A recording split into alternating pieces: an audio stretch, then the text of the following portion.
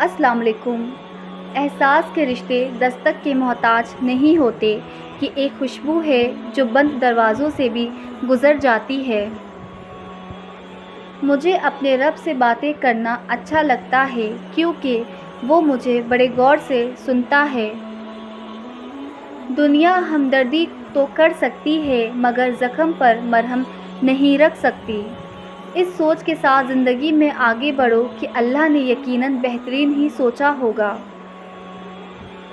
رسول اللہ صلی اللہ علیہ وآلہ وسلم نے ارشاد فرمایا، سارے اعمال نیت سے بنتے ہیں۔ ذلت کی ایک گھڑی کو زمانے بھر کی عزت بھی نہیں لوٹا سکتی۔ شام زندگی کی ہو یا یادوں کی، آخر ڈھل ہی جاتی ہے۔ ٹھکرا دو اگر کوئی دے ذلت سے سمندر، عزت سے جو ملے وہ قطرہ بھی بہت ہے۔ کردار سے بنائیے معیار زندگی، ماحول سے حیات کا سودا نہ کیجیے۔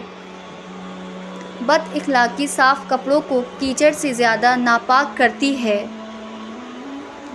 جاہل انسان کو دلیل دینا اپنے آپ کو ذلیل کرنے کے برابر ہے۔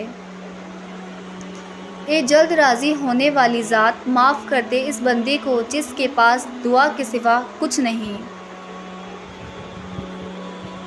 رسول اللہ صلی اللہ علیہ وآلہ وسلم نے فرمایا، میں تمہیں حکم دیتا ہوں کہ اللہ کی عبادت کرو اور اس کے ساتھ کسی کو شریک نہ کرو۔ اللہ کی رسی کو مل کر مضبوطی سے تھام لو۔ رسول اللہ صلی اللہ علیہ وآلہ وسلم نے فرمایا، سب سے بہتر بات اور سب سے اچھا کلام کتاب اللہ ہے اور سب سے بہتر طریقہ اللہ کے رسول محمد صلی اللہ علیہ وسلم کا طریقہ ہے۔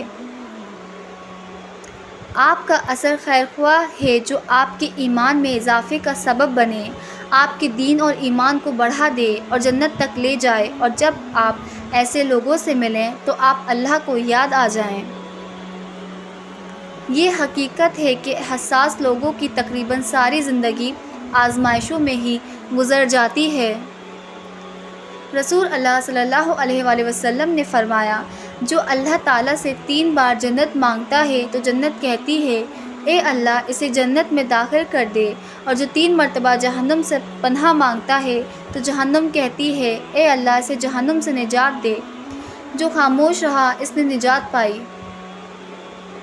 لوگوں میں بہتر وہ ہے جو لوگوں کو نفع دے اور لوگوں میں بدتر وہ ہے جو لوگوں کو تکلیف دے۔ Thanks for watching. If you like my video, so like, share and subscribe. Until next time, Allah Hafiz.